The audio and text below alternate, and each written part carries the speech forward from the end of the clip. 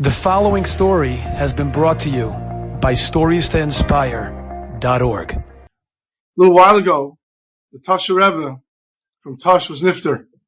Tremendous tzaddik. There were many meisim people had when they went to him. There were many times he said things that were only realized and understood later on. A fellow once went to him. He had an issue, went to him for a bracha. The Rebbe gave him a bracha.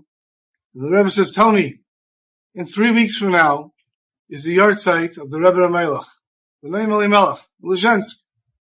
At that time, people started to travel there for the yard site. He says, are you going? He says, yes, I'm going. He says, I want you on the plane. There's going to be a lot of people there. I want you to go around and collect money for a certain younger man who needs the money. Now, this person was a well-to-do person. He says, Rebbe, how much money do we need? Maybe I can take care of it. No. I want you to collect the money for this person. And when you get to the tzien, when you get to the cave, when you get to the burial place of Rebbe Melech, I want you to collect money there also. And on the plane back, I want you to collect money. The person was very hesitant to do this. He's a person used to giving money. He's not a person used to collecting money. But when he got on the plane, he made the decision. The Rebbe said to do it, and he's going to listen to the Rebbe. He's a Munis Chachamim, and what the Tash Rebbe tells him to do, he's going to do. And he went around the plane collecting.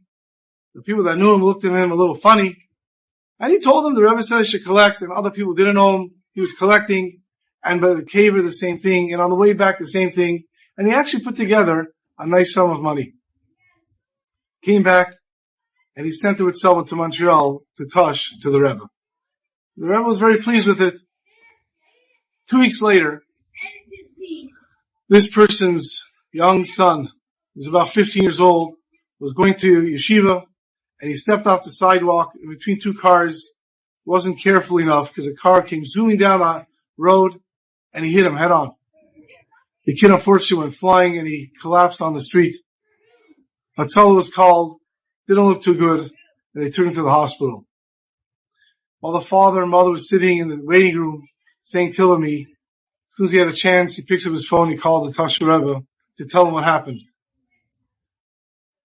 And the Tasha Rebbe, he didn't call himself, he had a friend of his call, and the Tasha Rebbe told his friend, it's okay, he already took care of it. He'll be okay. And sure enough, he was released from the hospital 2 days later without any damage. And when he called the Rebbe later, the Rebbe told him, he says, you see, sometimes a person has to deal with an Nisayan when they get it.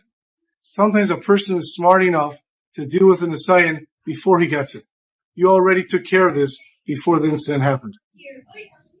And so often in life, we have situations that we encounter that are not pleasant and obstacles in our way, and we get upset about it.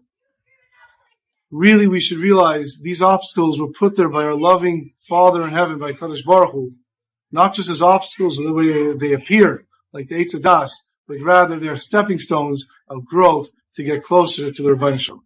Enjoyed this story? Come again. Bring a friend. StoriesToInspire.org